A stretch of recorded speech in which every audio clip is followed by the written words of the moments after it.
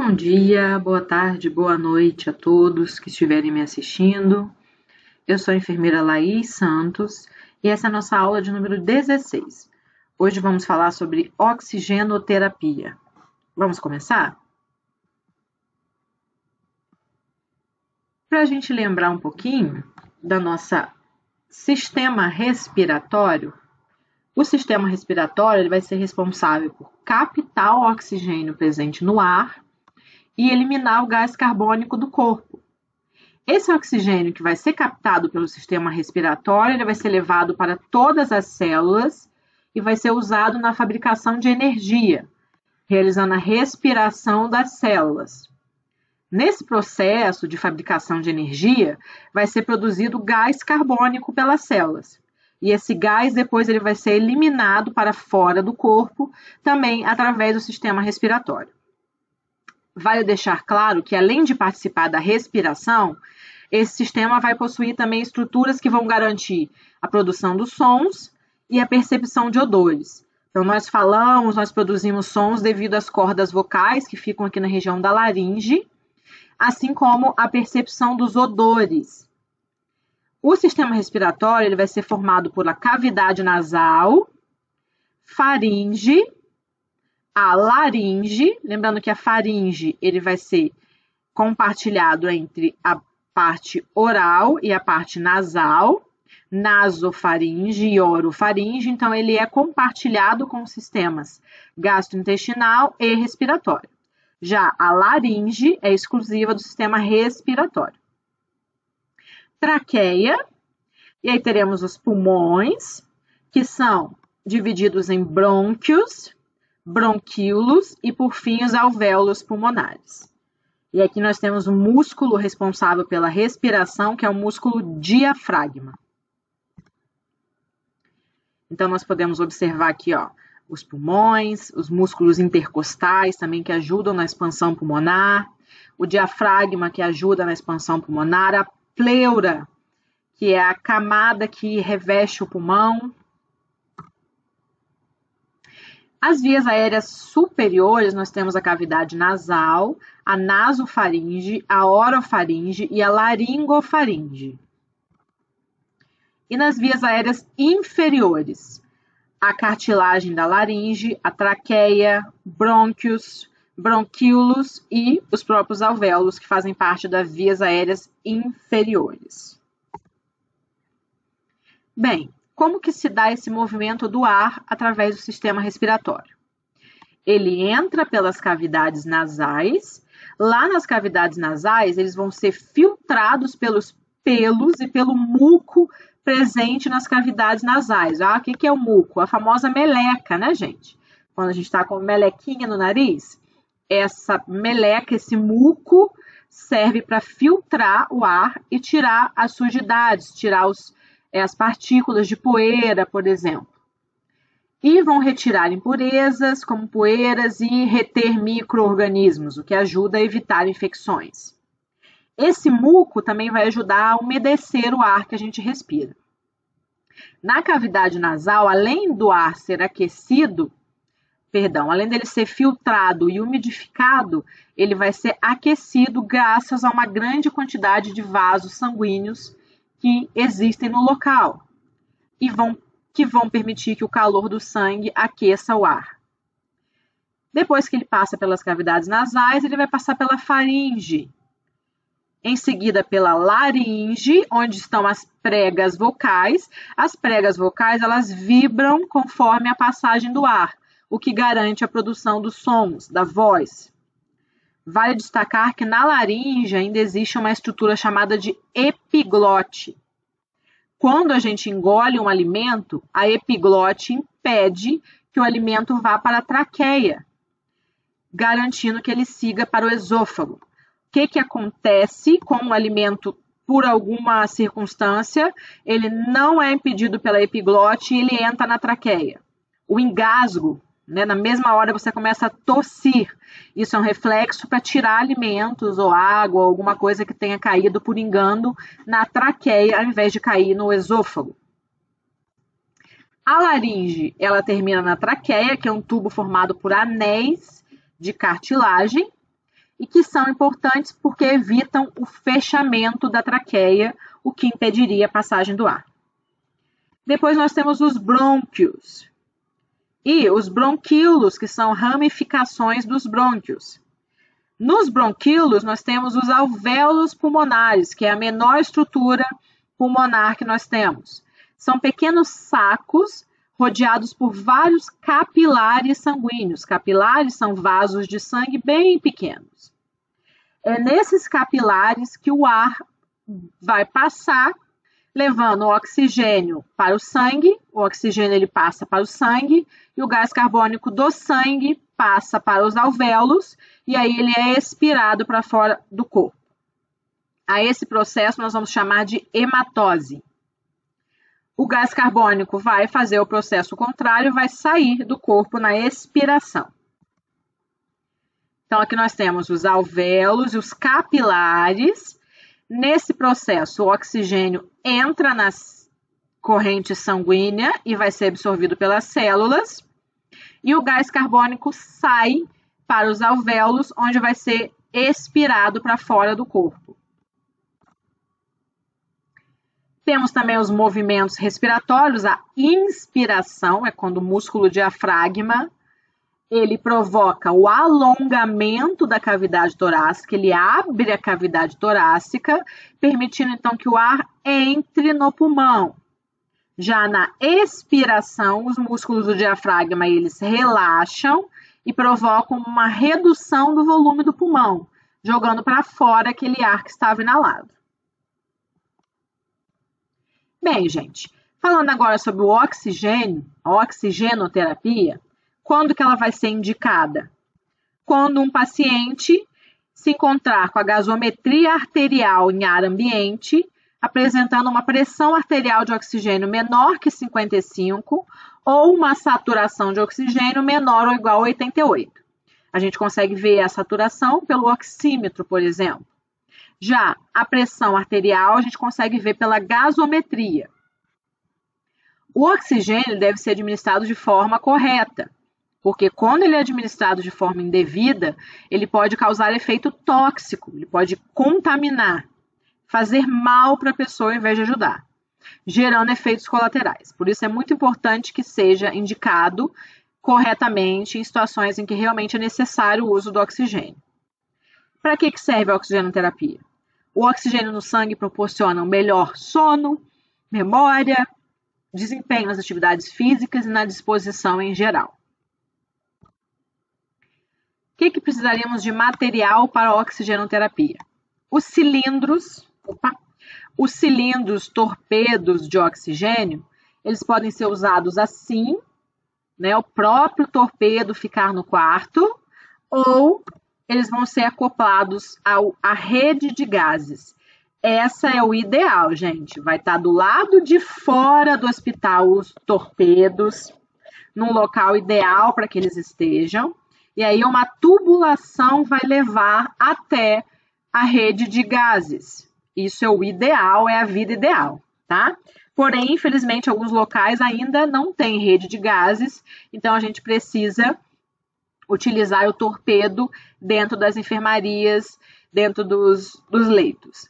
Isso é perigoso porque esses cilindros são pesados e eles podem cair e causar acidentes graves. Portanto, caso seja necessário utilizar desta forma, ele precisa ficar bem fixado, ou com uma corrente aqui na parede, prendendo, ou no próprio carrinho, onde ele não vai cair. Tá? Isso é bastante importante, porque esse cilindro, se ele estiver solto, ele pode causar acidentes graves. Temos a rede de gases, que é o ideal. Para isso aqui funcionar, nós vamos precisar também das válvulas reguladoras, que é este dispositivo aqui, que é uma válvula reguladora, ou um fluxômetro, que é este dispositivo aqui, que vai indicar para a gente o quanto de ar, quanto de oxigênio, quanto de ar comprimido, quanto de óxido nitroso nós vamos estar usando, ok? Aqui nós temos aspiradores e umidificadores. Para a gente instalar uma oxigenoterapia, precisamos de vários materiais. na parede deve estar instalada as válvulas ou os fluxômetros, para que a gente consiga instalar o oxigênio. Também temos para a oxigenoterapia em domicílio o concentrador, que é esse aparelhinho, que é só colocar na fonte de energia elétrica e ele pega o oxigênio do ambiente para poder transformar em oxigênio medicinal, tá? Não é necessário torpedo de oxigênio. É limitado a 5 litros de oxigênio por minuto. Quem usa esse tipo de aparelho precisa sempre ter um torpedo de oxigênio disponível caso acabe a luz, porque ele não funciona e a pessoa fica sem oxigênio. Temos também os oxigênios líquidos, que é um aparelho que conta com o próprio oxigênio aqui dentro. Nesse caso, não é o do ar ambiente, é o próprio oxigênio usado para preencher esse aparelho. Então, nós temos o cilindro de oxigênio, o oxigênio líquido e o concentrador. A terapia com oxigênio pode ser de 2 tipos. A de alto fluxo, o próprio nome já diz, uma quantidade grande, um fluxo grande de oxigênio, e a de baixo fluxo, um fluxo mais baixo de oxigênio. Os dispositivos que vão utilizar baixo fluxo, eles vão disponibilizar oxigênio inferior a 10 litros por minuto. Então, a gente vai ter aí de 1 a 10 litros por minuto. Os dispositivos de alto fluxo, eles vão suprir oxigênio até 100%. Né? Então, eles vão garantir uma quantidade muito mais concentrada de oxigênio. Para fazer a interface entre o oxigênio e o paciente, aqui mesmo nós vemos um belo erro. Ó, temos um torpedo, não está preso. Isso aqui poderia cair e acidentar aqui o nosso paciente, que no caso é um bonequinho, graças a Deus, né? Que pelo menos não acontece nada. O uso do oxigênio no catéter nasal.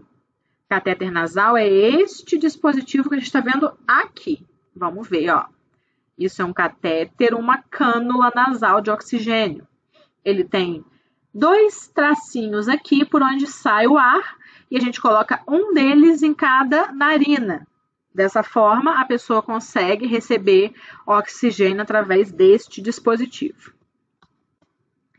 Ele é bem simples e a gente precisa de oxigênio, a fonte do oxigênio, o circuito de conexão com umidificador, fluxômetro e é necessário um aviso de não fumar, tá? Porque oxigênio e fogo não combinam. Pode pegar fogo, pode explodir. É um procedimento limpo, não precisa de luva estéreo. A gente abre o oxigênio antes de instalar, diminuindo o risco de doses acidentais de oxigênio. A cânula vai variar de acordo com o tamanho. Nós temos cânula nasal para adultos e crianças. A troca não é pré-programada, então a gente vai trocar apenas como for necessário. Deve ser mantido protegido em embalagem plástica e limpar com álcool a 70% a cada uso. Então, nós temos aqui, ó, uma imagem que representa a cânula ou catéter nasal. Como que ele é instalado? A gente põe por trás da orelha e aqui tem um clipe que a gente fecha para adequar bem certinho ao tamanho do rosto do paciente. Aqui, ó, um clipe, a gente puxa até adequar certinho ao tamanho do rosto do paciente. Para a gente instalar a cânula nasal, nós precisamos da cânula, precisamos de um extensor, que a cânula ela é bem curtinha. Aí a pessoa teria que ficar agarrada na parede onde está o oxigênio. Então, a gente pega um extensor de até 4 metros, porque aí a pessoa tem mais liberdade para se movimentar. E um umidificador. E a própria cânula. Então, aqui nós vamos ligar o extensor aqui, neste local do umidificador aqui, ó. Então, este lado vem para cá e esta entrada vai ser conectada aqui no umidificador. De novo, galera, vamos ver aqui atrás. A gente liga o extensor no umidificador e o umidificador é ligado no fluxômetro. Então, nós precisamos da cânula, do extensor e do umidificador para a gente instalar uma oxigenoterapia por cânula nasal. Antigamente, quando a gente utilizava o catéter nasal, era necessário colocar água nesse frasquinho umidificador, tá? Atualmente, não é mais necessário utilizar água neste frasco, ou seja, a gente vai colocar com o frasco vazio, tá? É necessário colocar o frasco para a gente poder encaixar o extensor, porém não é mais necessário utilizar água destilada. Como vamos instalar esse catéter? Vamos ver um videozinho? Não tá filmando, não? Tá. Aqui é um fluxômetro, tá? A gente vai montar um catéter J2. Aqui é o umidificador. A gente rosteia.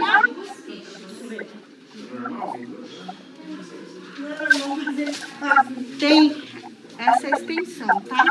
Ela pode ser transparente ou não, tá? Só que ela tem essas duas entradinhas aqui, ó. Onde um a gente vai pôr aqui. Tá vendo? E o outro a gente vai pôr no catéter J2. Catéter J2 é esse aqui, onde ele vai na narina, tá? Ele é embalado de uso individual e descartável. Essa daqui, gente, não pode ser utilizada em outro paciente. Ah, eu usei na Daniela. Vamos reutilizar na Evelyn depois. Não. Paciente saiu de alta, foi a óbito, trocou o dispositivo, lixo infectante, tá? A extensão pode ser tão esterilizada como descartável. Em alguns lugares, em alguns hospitais, usou já fora, em outros não. Aqui a gente manda para o CNE, tá bom? E aí é esterilizado e reembalado e datado, tá?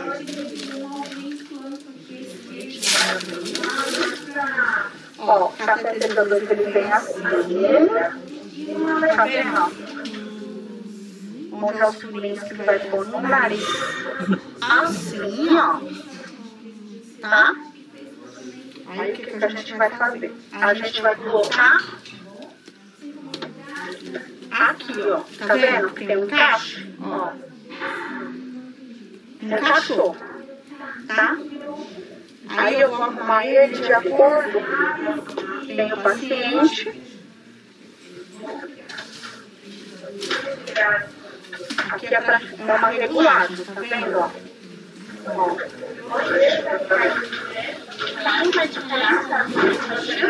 Tem.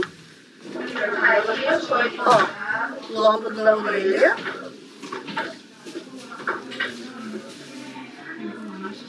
Tá vendo? Aí não vai apertar o paciente assim, não, tá? Aperta assim. Eu não vou ligar esse menino porque eu detesto. Mas eu vou ligar aqui pra vocês verem. Oxigênio até 4 litros, tá?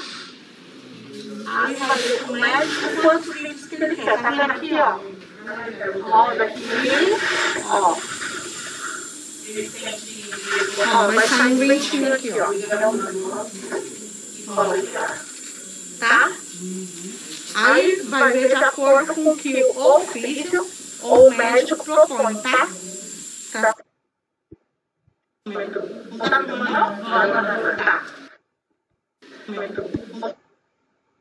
Ótimo, pessoal. Então vamos lá. Deixa eu botar de novo aqui para ficar grande.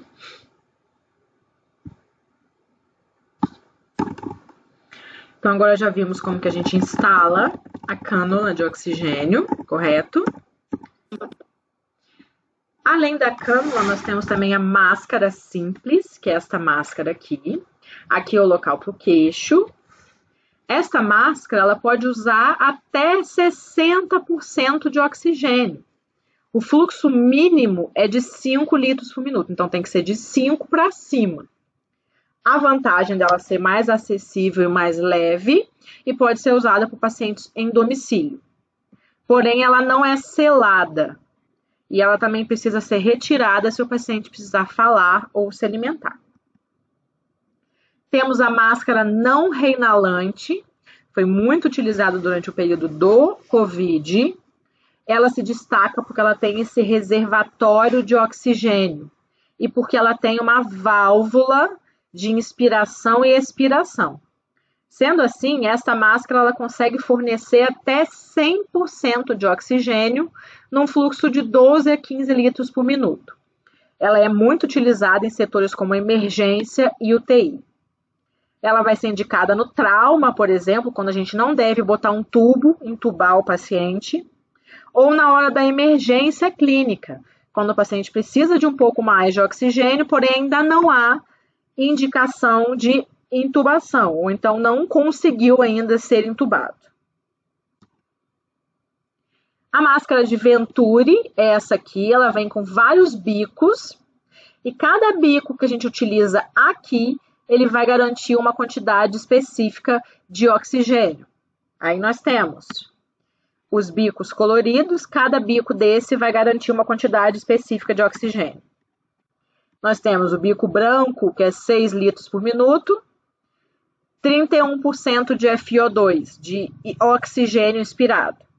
O amarelinho, 28%, o azul, 24% de oxigênio, o verde, 35%, o rosinha, 40% e o laranja, 50% de oxigênio inalado pelo paciente. Aqui nós temos algumas considerações, alguns resumos. A cânula nasal é até 6 litros por minuto, sendo até 45% de oxigênio. A máscara simples, até 60%. A máscara de Venturi, de 24 a 50%. E a máscara não reinalante, até 100% de oxigênio. Quando não funciona, gente, a parte não invasiva, quando a cânula não dá conta, ou a máscara não reinalante não dá conta, a gente precisa passar para algum procedimento mais invasivo. Nesse caso é a ventilação mecânica, que pode ser a invasiva ou a não invasiva. Vamos entender mais ou menos o que é cada um. A ventilação mecânica não invasiva, ela vai ser uma técnica de suporte ventilatório, que é indicada para pessoas que têm uma insuficiência respiratória aguda, crônica ou crônica agudizada. O uso pode ser intermitente ou contínuo, ou seja, pode usar algumas vezes ao dia e retirar, ou continuamente utilizar o dia inteiro, sendo mais fácil instalar e manter do que a ventilação invasiva. Se o paciente suportar ficar só com a ventilação não invasiva, isso vai diminuir a necessidade de intubar esse paciente e das complicações que vêm com a intubação, como, por exemplo, a pneumonia. Essa ventilação ela vai ser indicada no caso de doenças respiratórias crônicas, apneia, hipopneia do sono e na insuficiência ventilatória crônica causada por doença neuromuscular ou por deformidades da caixa torácica. Temos aqui as contraindicações. Não é indicado em caso de instabilidade grave, arritmias complexas ou obstrução das vias aéreas. E relativamente, se tiver distensão abdominal, risco de vômito, trauma no rosto, sangramento digestivo ou de vias aéreas e a hipersecreção pulmonar. A ventilação não invasiva, a gente utiliza dispositivos ou nasais ou faciais, como que tem nessa criancinha aqui, ó. Este dispositivo que fica preso, ele realiza a ventilação com pressão positiva. Então, nós vamos precisar do ventilador, que eu vou mostrar para vocês aqui, ó. Pode ser esse aparelho, ou pode ser um aparelho deste tipo, né? Depende muito, tem vários modelos de aparelho. Uma interface, ou seja, a máscara nasal, a máscara oronasal, máscara facial total, a pronga, que vocês vão ver mais para frente, ou a peça bucal. É tipos diferentes de ar, de dispositivos que a gente usa na face para fazer o ar entrar para dentro da cavidade torácica. Precisamos do circuito e do copo umidificador em uma base que aquece o ar. Então, aqui nós temos uma máscara oronasal, uma pronga nasal, muito utilizada em crianças. E aqui nós temos também a máscara nasal. Ó. O circuito, que é para a gente ligar no ventilador, e este aqui são dispositivos que fazem a ventilação não invasiva, assim como o dispositivo de umidificação e aquecimento que nós vemos aqui. Não deu certo, a ventilação não invasiva não foi suficiente. Então, a gente precisa passar para as vias aéreas avançadas, invasivos. E dentre elas nós temos a traqueostomia e a intubação. Na traqueostomia, a gente faz uma abertura na traqueia por cirurgião, feito pelo cirurgião. Aqui a gente vai introduzir uma cânula, uma cânula como esta aqui, direto na traqueia, o que vai possibilitar a respiração e também eliminar as secreções da árvore traqueobrônquica. Essa abertura do meio ambiente e da traqueia é chamado de traqueostomia. Pode ser permanente ou temporária. Algumas pessoas ficam por um tempo e depois conseguem retirar. Algumas pessoas precisam continuar com a traqueostomia para toda a vida. Precisamos atentar às seguintes complicações: sangramento, obstrução, infecção, traqueite, que é uma inflamação na traqueia, pneumonias e a retirada acidental da cânula. Vamos entender como é feito. É feita uma incisão na traqueia, aqui, onde vai ser colocado a cânula aqui nessa incisão direto dentro da traqueia. Nós podemos ver aqui essa menininha com a traqueostomia. Como o objetivo principal da traqueostomia é levar oxigênio aos pulmões, os casos em que a intervenção é feita geralmente estão relacionados a algum tipo de incapacidade de utilizar as vias aéreas. Mais comumente, paciente que não consegue respirar normalmente devido a um acidente ou uma lesão, ou quando os músculos da respiração são muito fracos. Nesse caso, a gente vai indicar a traqueostomia. Ou, se a pessoa for ficar muito tempo em ventilação mecânica, a gente consegue tirar o tubo, mas aí a gente faz uma traqueostomia. Se tiver secreções excessivas no brônquio, obstruções de vias aéreas altas, doenças ou traumas neuromusculares, queimaduras, anomalias congênitas que afetem a respiração e edema de glote. Atenção, a traqueostomia ela precisa ser fixada. Tem alguns dispositivos que a gente pode utilizar, comerciais, para fazer a fixação da cânula, porque senão ela pode soltar, causando uma extubação dessa cânula, o que pode ser bastante prejudicial para o paciente que estiver dependente da mesma para respirar. Então, muita atenção à fixação dos pacientes que estão com traqueostomia. Em algumas situações, a gente precisa partir para a intubação. Quando? Quando nós temos uma insuficiência respiratória aguda, uma oxigenação ou uma ventilação inadequada, para proteger as vias aéreas de um paciente que está rebaixado, está com a escala de Glasgow menor que 8. Contraindicação da intubação, doenças da glote ou da supraglótica, e que vão evitar o posicionamento correto do tubo através da glote. A intubação ela é feita da seguinte forma: o médico vai visualizar as cordas vocais utilizando um aparelho que a gente chama de laringoscópio. Eu vou mostrar para vocês, ó. Com esse aparelho aqui, com essas lâminas, o médico consegue visualizar as cordas vocais. Assim, ele passa pelas cordas vocais o tubo que vai ser levado até a traqueia. A partir daí, a gente consegue conectar esse túbulo a um ventilador mecânico que vai providenciar a respiração desse paciente.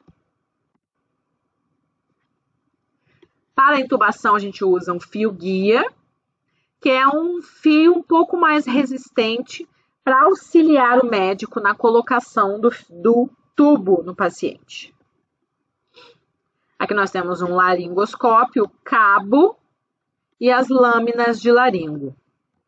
As lâminas podem ser curvas ou retas, tá? E elas têm várias numerações, de 00 até 5. Qual o tamanho que vai ser utilizado? Depende do paciente que a gente está querendo entubar. Tá? Se for uma criança, se for um adulto, se for uma pessoa obesa, se for uma pessoa mais magra. Então, tudo isso vai interferir no tamanho da lâmpada, da lâmina que o médico vai querer utilizar. Temos também 2 tipos de cabo, o cabo infantil e o cabo adulto. Os tubos possuem vários calibres, desde 2 até 10, sendo 2 de recém-nascidos e o 10 de adultos. Ah, mas qual o tamanho de tubo que eu vou usar? Depende do tamanho do paciente. Depende da idade, depende de qual tubo vai ficar melhor. Então, isso é uma escolha do médico que vai fazer a intubação. Além do tubo, nós temos a máscara laríngea, que ela é utilizada em emergências, quando a intubação não for possível. Quando inserida, a máscara laríngea consegue fornecer uma ventilação adequada para os pacientes até que se consiga uma intubação com o tubo endotraqueal. Para a intubação do paciente, a gente vai ter que separar máscara, luvas e óculos dos EPIs, aspirador e sonda de aspiração, porque o paciente tem muitas secreções na boca, né? Então a gente precisa tirar essas secreções. O laringoscópio, a lâmina, ou reta ou curva, as cânulas, né? Os tubos, o fio guia e o material para fixar. A gente precisa também prender esse tubo depois que ele for colocado. Bolsa, válvula, máscara, que é o famoso ambu.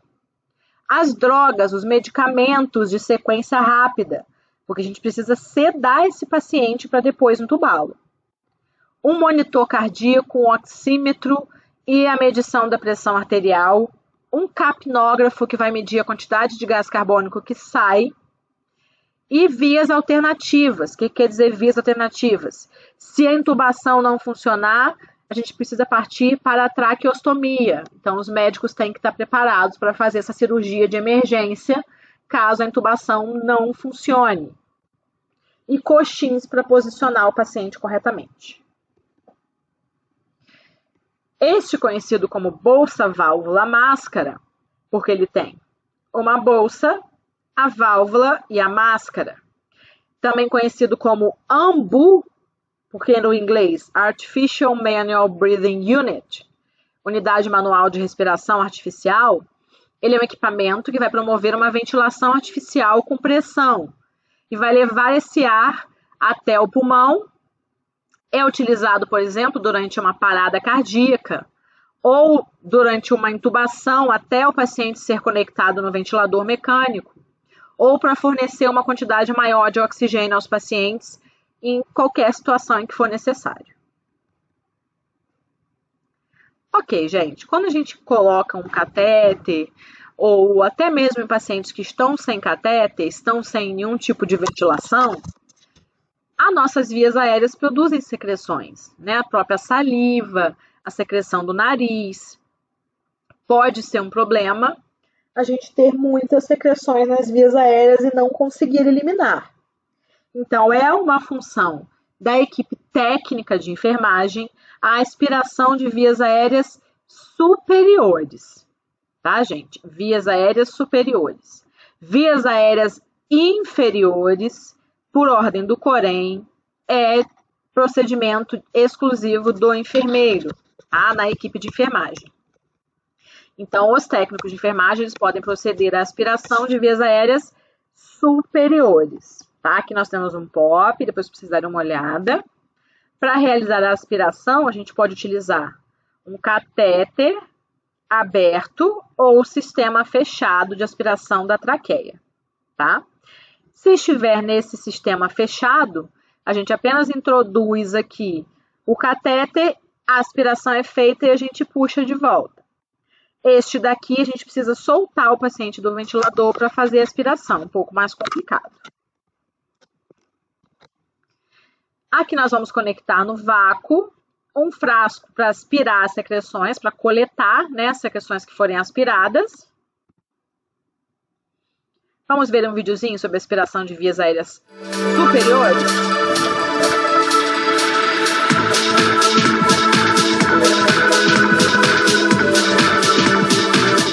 Higienize as mãos com água e sabão ou álcool a 70%.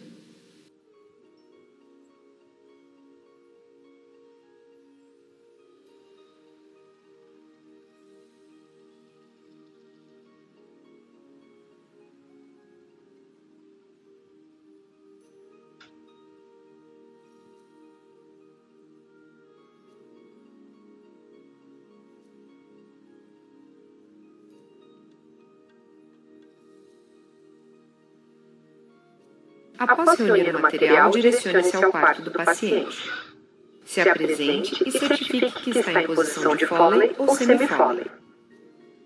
Solicite que informe o nome completo e data de nascimento, conferindo com as informações da prescrição médica e pulseira de identificação do paciente. Informe o procedimento ao paciente. Atenção para os materiais necessários.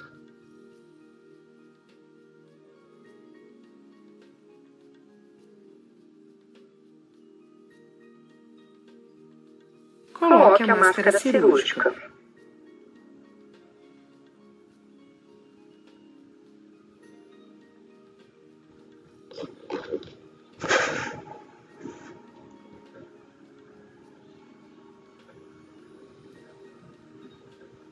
Os óculos de proteção.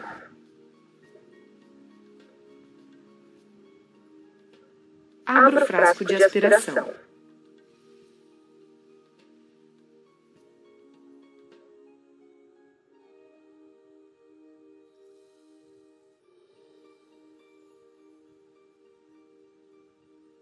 Oclua a extensão que conectará a sonda de aspiração.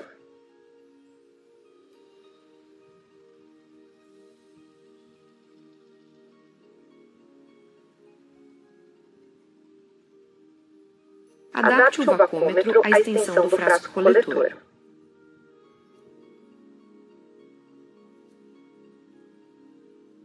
Regule a pressão do vacômetro. Faça o teste de aspiração. Oclua a extremidade que conectará a sonda e verifique se o ponteiro do vacômetro irá oscilar.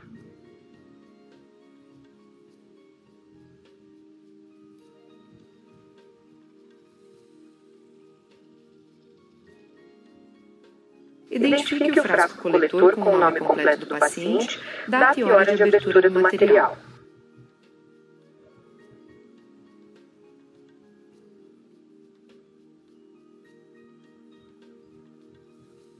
Abra o invólucro da sonda de aspiração e adapte na extremidade da extensão sem retirá-la da embalagem.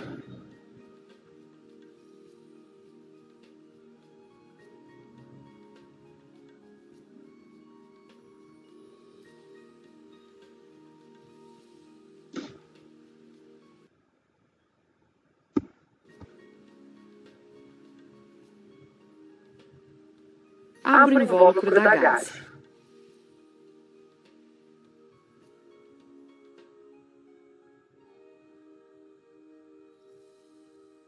Abra a ampola de soro fisiológico.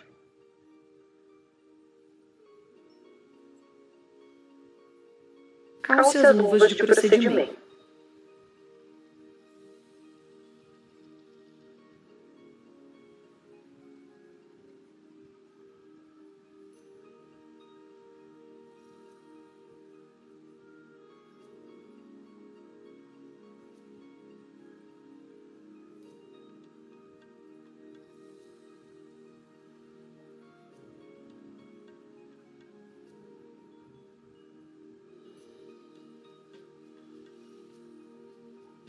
Calce a luva estéril na mão dominante que irá conduzir a sonda de aspiração.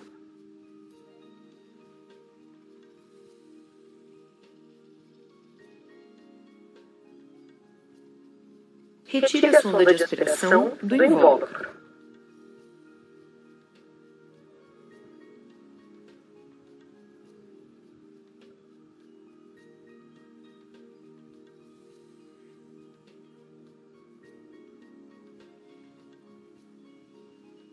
Atenção! Ao inserir a sonda, certifique-se que a mesma não está aspirando. Introduza a sonda de aspiração clampeada sem sucção até encontrar resistência ou ocorrer tosse por estimulação. A retire em movimentos circulares, realizando a aspiração. Esta etapa não deverá exceder 15 segundos. Oxigene o paciente por 30 segundos, antes de repetir o procedimento se necessário.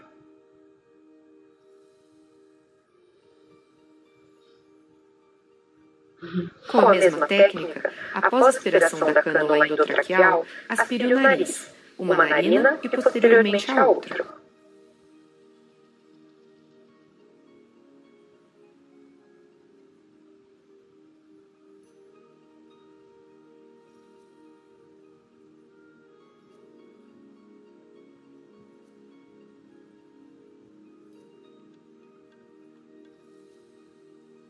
Por último, aspire a boca do paciente, o local mais contaminado.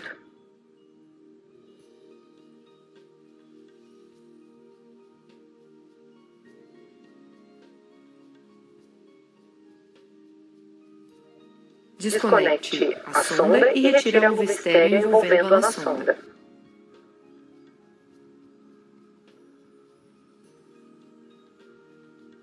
Lave a extensão de látex com soro fisiológico após o procedimento.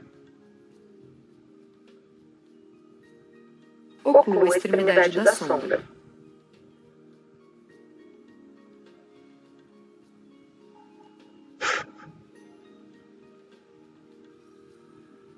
Posteriormente, recolha e despreze o material. Muito bem. Olá!